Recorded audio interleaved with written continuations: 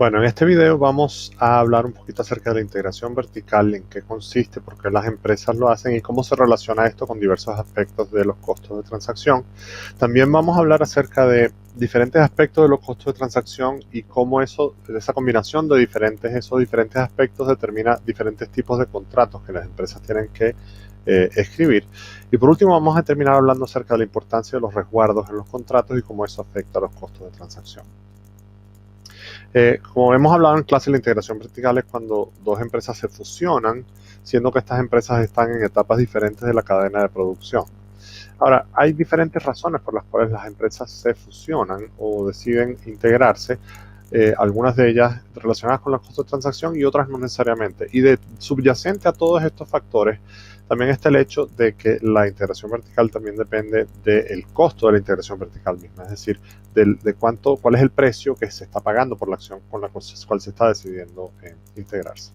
Entonces, hay una razón que tiene que ver no con costo de transacción, sino con búsqueda de poder monopólico. Por ejemplo, cuando una empresa busca extender poder monopólico de un mercado a otro, podría decidir integrarse verticalmente.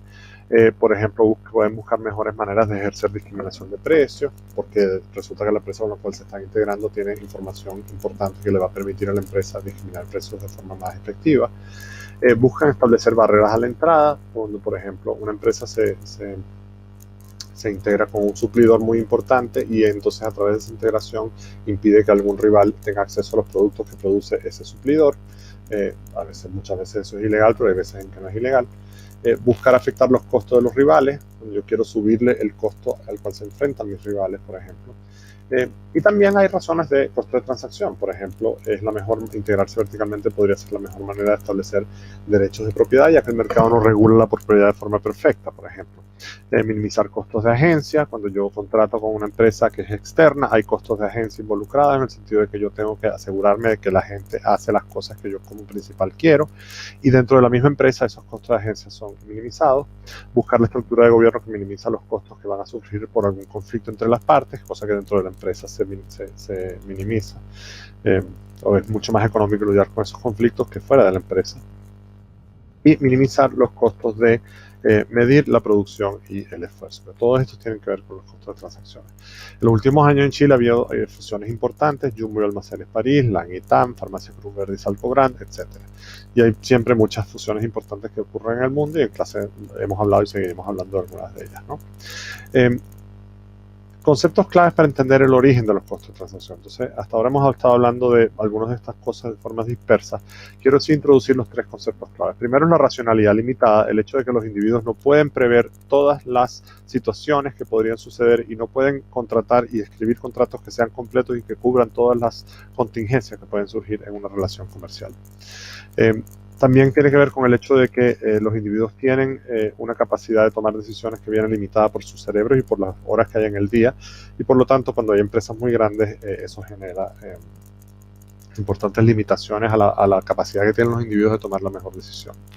Oportunismo es la idea de que los individuos siempre van a buscar su propio interés y algunos podrían emplear algunos métodos deshonestos para conseguirlo, y eso genera costos de transacción importantes, porque cuando uno está lidiando con una empresa uno tiene que tomar en cuenta que hay situaciones en las cuales hay mucho oportunismo disponible y que eso puede prestarse para problemas y para costos muy importantes en esa relación comercial. Y el hecho de que haya activos específicos, que son activos que son difíciles de transar en el mercado y cuyo valor económico depende de la identidad del comprador y del vendedor, ¿ya? Entonces, no siempre están presentes todos estos factores. Entonces, dependiendo de la presencia o no de estos factores, vamos a tener diferentes tipos de contratos. Y en el libro de Williamson hablan acerca de esta taxonomía, si se quiere, ¿no? Puede que haya situaciones en las cuales hay oportunismo y hay activos específicos, pero no hay racionalidad limitada. Por ejemplo, en este caso, los contratos de hipoteca o las tarjetas de crédito. No hay racionalidad limitada en el sentido de que es muy poco lo que puede suceder que pueda sorprendernos. O sea, cuando uno tiene una tarjeta de crédito, cuando tiene un contrato de hipoteca, puede pasar algo que implica que la persona no puede pagar. Y es muy acotado lo que puede pasar en ese caso. Entonces es fácil prever en el contrato, es fácil escribir un contrato en el cual uno puede tomar eso en cuenta. Si hay activos específicos y si hay oportunismo, porque por ejemplo en el caso de una hipoteca hay un activo específico que es el activo de la casa, digamos, ¿no? Y hay oportunismo en el sentido de que alguna de las dos partes podría comportarse de una forma de buscar beneficio propio. Por ejemplo, yo podría pedir un crédito hipotecario y si no está bien escrito el contrato, yo podría utilizar esa plata para ir a jugar en el casino con ese dinero, digamos, ¿no? Entonces, en ese caso, el libro habla de que eso se llama planes. Digamos, el tipo de contrato, el nombre que le ponen es planes. Hay situaciones en las cuales hay racionalidad limitada y hay activos específicos, pero no hay oportunismo, porque en ese caso se supone que la palabra de las partes son confiables. Y un ejemplo de esto es los contratos laborales. Digamos que no hay oportunismo en el sentido de que hay un trato hecho entre las partes y se supone que hay confianza entre las partes. Hay racionalidad limitada en el sentido de que no se puede prever con perfección todas las posibles contingencias que pueden suceder y las posibles situaciones. Y hay activos específicos en el sentido de que ya sea el empleo mismo, o el conocimiento del empleador, el conocimiento del empleado, puede ser un activo específico que hay que tomar en cuenta. Y lo que se hace en ese caso es que el contrato, hay una cierta confianza de parte de las partes de que el contrato se va a ejecutar de forma fiel y que se buscarán los incrementos justos cuando el contrato se venza. Y esos contratos son promesas. Situaciones en las cuales hay racionalidad limitada y hay oportunismo posible, pero no hay activos específicos. Y esto tiene que ver, por ejemplo, con los mercados de bonos. En los mercados de los bonos, los activos no son específicos, en el sentido de que el dinero con el cual se transa el bono, no importa de dónde venga, siempre que sea legal, no hay una especificidad del activo. Sí hay racionalidad limitada en el sentido de que no se maneja toda la información a la hora de hacer el contrato, y sí puede haber oportunismo en el sentido de que puede haber aprovechamiento por parte de alguna de las partes. Por ejemplo, si yo como país emito un bono, puede haber oportunismo en el sentido de que yo emito un bono bajo ciertas condiciones y después hago con ese dinero lo que yo quiero, o lo hago bajo una promesa falsa, o qué sé yo. En ese caso los contratos se llaman, el libro los llama competencia. Y por último hay contratos en los cuales hay racionalidad limitada, hay activos específicos y hay oportunismo. Y por ejemplo, un ejemplo que yo pongo ahí, por ejemplo, cuando hay unas transacciones muy específicas, por ejemplo, cuando Microsoft compra Skype.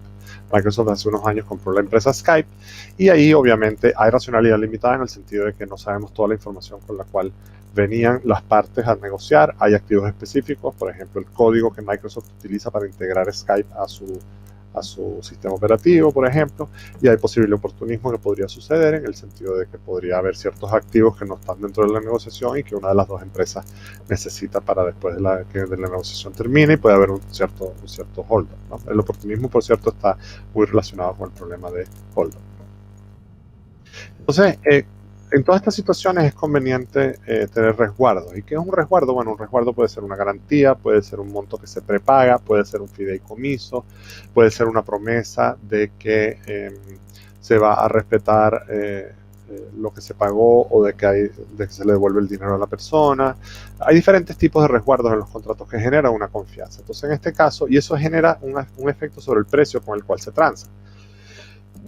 Perdón. En este caso, por ejemplo, supongamos un ejemplo de un contrato con un suplidor. Yo voy a contratar con un suplidor y hay dos posibilidades de que la transacción sea sin activo específico y con activo específico. Y vamos a suponer que si no es activo específico hay un precio P1, pero cuando haya transacción con activo específico, yo puedo tener resguardos o no resguardos en el contrato. Y se supone que el precio cuando no hay resguardos va a ser mayor al precio cuando sí hay resguardos. Pongamos un ejemplo. Yo mando a hacer lápices de tinta con el logotipo de mi compañía.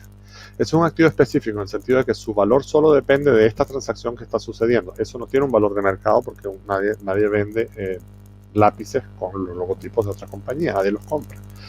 Entonces, en ese caso, por ejemplo, si yo no tengo un resguardo en el sentido de que yo no pago adelantado, o yo no firmo una promesa de que yo voy a pagar un precio determinado, llego a un acuerdo acerca del precio por el que voy a pagar los lápices, la persona que va a fabricar esos lápices va a querer cobrar un precio muy alto, porque hay un riesgo implícito de que yo, cuando los lápices estén listos, a mí no me gusten y entonces yo no quiera pagarle el precio que yo había acordado, sino la mitad, por ejemplo, en cuyo caso sería un ejemplo de hold up. Si yo incluyo resguardos en los contratos, eso baja el precio. Entonces, si yo, por ejemplo, yo pago por adelantado, o yo tengo una garantía, o yo pongo un fideicomiso, o yo le doy un cheque en blanco a la persona, el precio de los lápices unitarios va a ser menor. Entonces, en ese caso, el resguardo permite bajar los precios de las transacciones. Las transacciones sin activos específicos son aquellas que pueden ser satisfechas con cualquier tecnología general. Los activos son específicos a las necesidades de ambas partes. Y en las transacciones donde hay activos específicos existe una relación tipo monopolio bilateral. ¿Qué pasa? Que cuando hay activos específicos, una de las dos partes podría perder si la transacción fuese cancelada de forma prematura. Entonces los resguardos permiten impedir esas situaciones, ¿ya? Entonces, en ese sentido, vamos a parar aquí y en el siguiente video vamos a hablar un poquito más acerca del monopolio bilateral.